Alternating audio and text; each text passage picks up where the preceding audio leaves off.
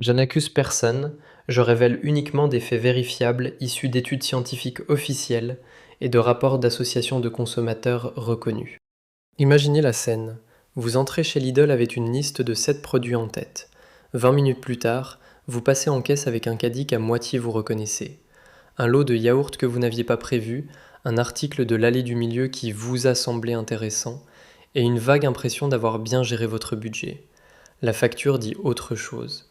Ce moment, vous l'avez tous vécu, et ce n'est pas une coïncidence. Ce que vous allez voir dans cette vidéo, c'est comment chaque allée, chaque couleur, chaque étiquette, chaque moment de votre passage dans ce magasin a été conçu pour vous faire prendre des décisions précises, des décisions que vous croyez prendre librement. Mais avant ça, question rapide. Est-ce que vous saviez que les produits les plus rentables pour Lidl ne se trouvent pas dans le rayon alimentaire, mais dans l'allée du milieu? Écrivez 1 dans les commentaires si vous le saviez, ou 2 si vous découvrez ça aujourd'hui. Et je vous préviens, le point vide va peut-être vous mettre mal à l'aise, parce qu'il concerne quelque chose que vous faites probablement à chaque passage en caisse, et que les conditions générales que vous n'avez jamais lues décrivent de manière très précise. Toutes les sources de cette enquête sont dans la description de cette vidéo. Restez jusqu'à la fin, parce que la dernière révélation changera définitivement votre façon de lire une étiquette. 1. Le langage secret des étiquettes. Votre cerveau se fait avoir en 0,3 secondes. Vous entrez, vous regardez une étiquette. 2,99 €. Votre cerveau enregistre 2 €, pas 3, 2. Cette fraction de seconde de traitement cérébral est documentée dans de nombreuses études en neurosciences du consommateur, et la grande distribution le sait depuis des décennies. Ce n'est pas une théorie, c'est une mécanique.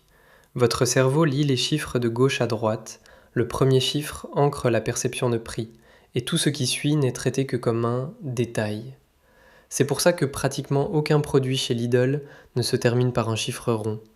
Chaque 0,99 €, chaque 1,49 €, chaque 3,95 € est une décision délibérée. Et ce n'est que la couche visible.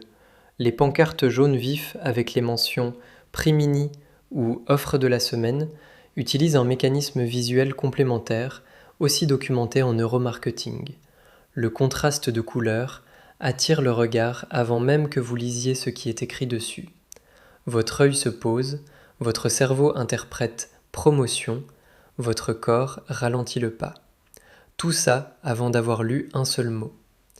La couleur jaune pour signaler les promotions n'est pas choisie pour faire joli, elle est le fruit de décennies d'études comportementales appliquées au retail.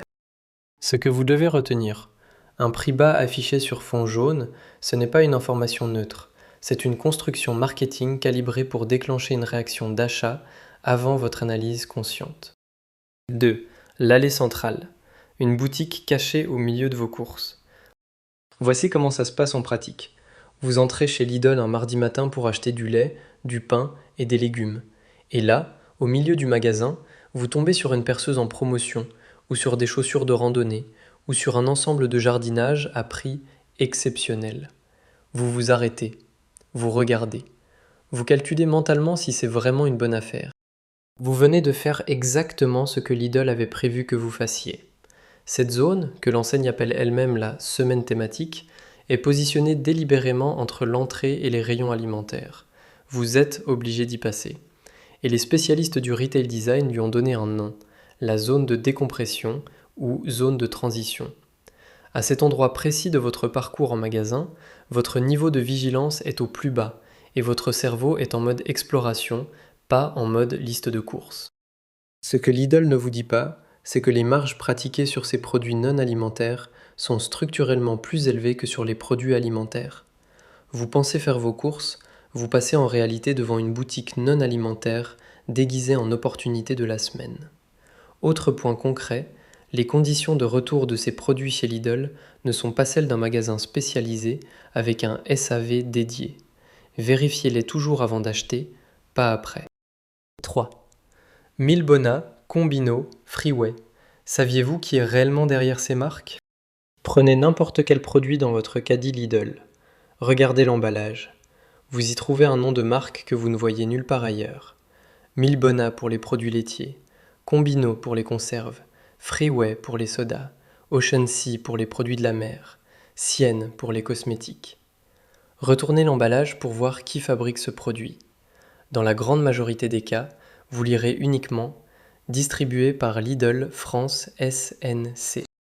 C'est légal, c'est pratiqué par toute la grande distribution française, et ce modèle de marque distributeur, la MDD, représente selon UFC Que Choisir environ 80% des références chez Lidl, ce qui est précisément ce qui permet à l'enseigne d'être aussi compétitive sur les prix. Mais voici la conséquence concrète pour vous. Si ce produit fait l'objet d'un rappel, vous ne savez pas qui l'a fabriqué. Remonter à la source est plus complexe que pour une marque nationale dont le fabricant est clairement identifié sur l'emballage. Les rappels de produits de toutes les enseignes françaises, y compris Lidl, sont publiés sur rappel.conso.gouv.fr, le site officiel de la DGCCRF. Ce site est gratuit, il est mis à jour régulièrement et la plupart des consommateurs ne le savent pas. Prenez 30 secondes pour y aller, notez l'adresse et consultez-le de temps en temps. 4. Le prospectus dans votre boîte aux lettres, une machine à urgence. Vous l'avez forcément vécu. Vous recevez le catalogue Lidl, vous tournez les pages, et il y a ce moment précis où vous vous dites « ça, il faut que j'y aille cette semaine ». Cette réaction n'est pas spontanée. Elle est le résultat d'une mécanique documentée que les psychologues appellent le biais de rareté. Quand une offre semble temporaire ou limitée, votre cerveau réduit le temps d'analyse et accélère la décision d'achat. Cette semaine seulement déclenche une réponse émotionnelle avant une réponse rationnelle. Vous arrivez au magasin, le produit en vedette est épuisé, et vous repartez quand même avec un caddie plein.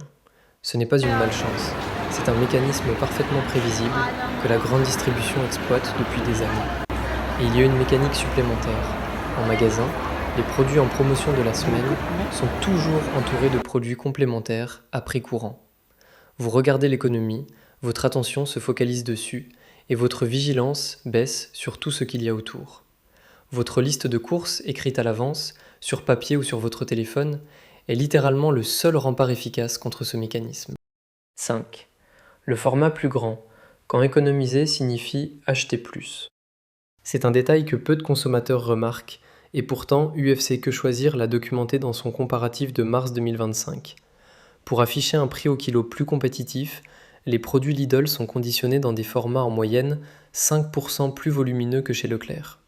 Vous payez moins cher par kilo, mais vous achetez plus de grammes que vous n'en avez peut-être besoin. Sur les pâtes, le riz, les conserves, cela peut être un avantage réel si vous consommez ces produits régulièrement. Mais imaginez la scène. Vous achetez un grand pot de crème fraîche Milbona parce que c'est moins cher au kilo. Vous en utilisez la moitié cette semaine et vous regardez l'autre moitié se périmer dans votre frigo dimanche suivant. L'économie au kilo s'est transformée en gaspillage et au final vous avez dépensé plus que si vous aviez acheté le format adapté à votre consommation réelle. Le seul vrai indicateur de comparaison, c'est le prix au kilo ou au litre, affiché en petits caractères sous le prix principal sur chaque étiquette de rayon. Peu de consommateurs le lisent systématiquement.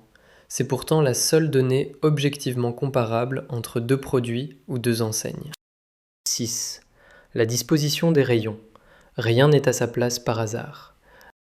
Pensez à votre Lidl habituel. Où se trouve le rayon laitier? Tout au fond. Où sont les œufs? Loin de l'entrée. Le pain frais? Au fond ou sur un côté. Ces produits que vous achetez à chaque visite sont systématiquement placés à la plus grande distance possible de l'entrée. Chaque mètre que vous parcourez pour les atteindre est une occasion de voir des produits supplémentaires, de ralentir, de regarder, d'ajouter quelque chose que vous n'aviez pas prévu. C'est du merchandising, une discipline à part entière dans le retail, et Lidl l'applique avec la même rigueur que toute la grande distribution. Les études en neuromarketing le confirment. Les produits placés à hauteur des yeux bénéficient d'un avantage majeur en termes de visibilité et de taux de prise en main. Chez Lidl comme partout, les références les plus rentables pour l'enseigne sont dans cette zone de visibilité maximale. Les premiers prix sont en bas, là où peu de gens regardent naturellement. Et il y a un dernier détail sur les caddies. Avez-vous remarqué leur taille? Un caddie grand et peu rempli génère un malaise visuel documenté qui pousse à le remplir davantage. Ce n'est pas un hasard non plus. 7. Le 3 pour le prix de 2. l'économie qui vous coûte plus cher. Vous êtes devant le rayon yaourt. Il y a une offre. 3 pots pour le prix de 2. Instinctivement, vous prenez les 3. Vous rentrez chez vous. 2 semaines plus tard, le 3e pot expire dans votre frigo. Vous le jetez. Cette scène, statistiquement, vous l'avez déjà vécue. C'est le paradoxe documenté des offres groupées. Elles reposent sur le biais de peur de manquer une opportunité, décrit et étudié en économie comportementale, qui vous pousse à acheter plus que nécessaire, sous prétexte de faire une bonne affaire. Le résultat réel, vous dépensez plus que prévu, vous stockez chez vous, et une partie de ce que vous avez acheté finit à la poubelle. Le bilan financier final est rarement aussi positif que l'étiquette promotionnelle le laissait croire. Et Lidl, lui, a déjà encaissé votre argent. Sur les produits à longue durée de conservation, riz, pâtes, conserves, les offres groupées peuvent être réellement avantageuses. Sur les produits frais et les yaourts, faites le calcul avec votre consommation réelle avant de prendre le lot. 8. Ce que Lidl sait sur vous et ce que vous n'avez probablement jamais lu. Voici le point que vous attendez depuis le début. La carte Lidl Plus que des millions de Français scannent à chaque passage en caisse. Elle vous donne accès à des réductions réelles et à des coupons personnalisés, c'est vrai. Mais nous avons lu la politique de confidentialité publiée directement sur Lidl.fr et voici ce qu'elle dit mot pour mot. En activant votre carte, vous acceptez que Lidl enregistre et analyse chacun de vos achats, les produits que vous achetez, les quantités, les prix payés, mais aussi la date et l'heure exacte de vos passages en caisse. Ce document officiel de Lidl indique que ces données sont utilisées pour construire ce qu'il appelle votre profil client et que ce profil sert à vous envoyer des offres et promotions personnalisées, calibrées en fonction de vos centres d'intérêt. Traduisons ce que cela signifie concrètement. Lidl sait le jour de la semaine où vous faites habituellement vos courses. Il sait à quelle heure vous venez. Il sait si vous achetez plus le lundi de fin de mois que le lundi suivant, ce qui peut indiquer l'état de votre budget. Il sait si vous avez soudainement arrêté d'acheter un produit ou si vous avez changé de marque. Ces informations ne servent pas à vous faire économiser en général, elles servent à construire des offres ciblées pour vous faire dépenser davantage sur les produits que l'algorithme a identifiés comme vos points faibles. Ce mécanisme est légal, il est encadré par le RGPD et Lidl l'indique dans ses conditions générales. Mais ces conditions, combien d'entre vous les ont lues avant d'activer leur carte ? La bonne question à se poser n'est pas si c'est légal, c'est est-ce que vous souhaitez que vos habitudes alimentaires et budgétaires alimentent un algorithme commercial dont l'objectif déclaré est d'augmenter vos dépenses. Si cette vidéo vous apporte des informations que personne ne vous dit, abonnez-vous maintenant. C'est exactement pour ça que cette chaîne existe. 9. Le bio Lidl. Certifié oui, mais jusqu'où ? Les produits biologiques de Lidl portent bien le logo AB Agriculture biologique, reconnu par la réglementation européenne. Il n'y a aucune tromperie sur ce point et nous tenons à être clairs là-dessus. Mais voici ce que ce logo ne dit pas. La certification bio européenne fixe des critères minimaux. Ces critères sont les mêmes pour un produit vendu dans une épicerie bio spécialisée et pour un produit vendu chez Lidl. Le label garantit la conformité à ces minima, pas nécessairement le dépassement de ces minima. Ce qui varie d'un opérateur à l'autre, c'est le choix de s'arrêter à ce plancher ou d'aller au-delà, sur la traçabilité des filières, sur les pratiques agricoles réelles, sur la relation avec les producteurs. Lidl, qui achète à des volumes considérables et avec une pression sur les prix, structure ses achats en fonction de cette réalité économique. Vous achetez un produit conforme et certifié, c'est indéniable. Mais la question de la provenance des matières premières et des pratiques concrètes au-delà du cahier des charges minimal reste, dans de nombreux cas, difficile à vérifier pour le consommateur ordinaire. Et il y a un autre point qui mérite réflexion. Un produit biologique, conditionné dans plusieurs couches de plastique, c'est une interrogation environnementale légitime sur la cohérence globale de la démarche. 10. Seulement aujourd'hui. L'urgence qui n'en est pas une. Vous avez vu ces pancartes. Offre valable jusqu'à épuisement des stocks. Seulement cette semaine. Dernière chance. Votre premier réflexe ? Vous dépêchez. Ce réflexe est précisément ce que ces pancartes sont conçues pour déclencher. Le biais de rareté est l'un des mécanismes les mieux documentés en psychologie comportementale. Quand nous pensons avoir peu de temps pour décider, nous décidons moins bien, nous analysons moins, nous achetons plus impulsivement. Ce que ces pancartes ne disent pas. De nombreuses promotions Lidl sont cycliques. Ce qui était en vedette cette semaine a de bonnes chances de revenir dans quelques semaines, dans le même format ou dans un format légèrement différent.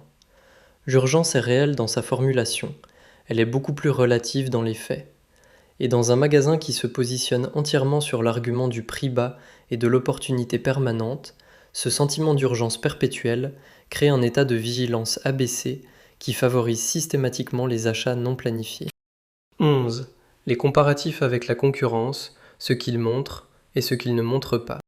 Lidl publie des publicités comparatives avec les autres enseignes françaises. Ces publicités sont encadrées par la loi, elles doivent être vérifiables et loyales. Elles le sont, dans les limites de ce que la loi autorise. Mais il y a une nuance importante que le consommateur doit connaître. Les comparatifs publiés par Lidl portent sur les produits sur lesquels il est effectivement moins cher. C'est leur droit. Mais voici ce que le comparatif indépendant d'UFC Que Choisir de mars 2025, réalisé sur un panier de 80 produits, a établi. Lidl est en moyenne 2,5% moins cher que Leclerc, principalement grâce à ses marques distributeurs. Sur les marques nationales, en revanche, les prix chez Lidl sont en moyenne 0,5% plus élevés que chez Leclerc. La publicité de Lidl ne mentionne pas ce second chiffre, elle n'en a pas l'obligation légale. Mais vous avez le droit de le savoir avant d'y faire vos courses. Pour une comparaison vraiment objective, les études d'UFC Que Choisir sont consultables gratuitement sur quechoisir.org. Ce sont les seuls dont la méthodologie est indépendante de tous les distributeurs. 12. Vous aimez les marques nationales? Alors relisez les publicités Lidl. L'argument toujours moins cher de Lidl repose sur une réalité. Ces marques distributeurs sont effectivement très compétitives, et c'est là que se concentre 80% de son offre. Si votre panier est entièrement composé de MDD, les chiffres indépendants confirment que Lidl est dans le peloton de tête sur les prix. Mais voici la réalité du consommateur français moyen. Les marques nationales représentent environ les 2/3 d'un panier type. Votre Coca-Cola, votre Nutella, votre beurre Président, votre café Nespresso, votre gel douche Dove. Chez Lidl, le choix en grande marque est nettement plus limité que dans une grande surface traditionnelle. Et sur les quelques marques nationales disponibles, le même comparatif UFC Que Choisir a établi que les prix chez Lidl sont légèrement supérieurs à ceux de Leclerc. Si vous faites partie du profil attaché aux marques, l'avantage prix de Lidl est structurellement beaucoup moins significatif que sa communication ne le laisse entendre. 13. AOP IGP. Le label ne dit pas tout. Un camembert AOP de Normandie à 2,20 € chez Lidl et un camembert AOP de Normandie à 4,80 € dans une fromagerie. Les deux portent le même label, les deux respectent le même cahier des charges européen. Ce n'est pas une fraude, mais ce n'est pas non plus la même chose. Le cahier des charges d'un label AOP ou IGP fixe des critères minimaux: zone géographique, race animale pour certains fromages, méthode de fabrication. Il ne fixe pas un plafond. À l'intérieur de ces critères, les pratiques d'élevage, les conditions de production, les délais d'affinage peuvent varier de manière significative. Lidl, qui négocie ses approvisionnements à très grande échelle, avec une pression sur les prix, achète dans ces catégories protégées en cherchant la conformité au cahier des charges, ce qui est parfaitement légal. Quand vous achetez un produit AOP chez Lidl, vous achetez un produit certifié et conforme. Vous n'achetez pas nécessairement le haut de gamme de la catégorie. C'est une différence que l'étiquette ne vous dit pas. 14. L'offre flash que vous n'avez jamais réussi à obtenir, elle a quand même servi. Vous avez peut-être déjà vécu ça. Une offre flash sur l'application Lidl, un produit à prix exceptionnellement bas, disponible en quantité très limitée. Vous vous connectez, vous cherchez, et c'est déjà épuisé. Ou la fenêtre d'achat est fermée. Vous n'avez rien obtenu, mais vous avez passé plusieurs minutes sur l'application. Ces minutes ont une valeur. Pendant que vous cherchiez l'offre introuvable, l'application enregistrait quel produit vous aviez consulté, à quelle heure vous étiez actif, combien de temps vous restiez sur chaque page.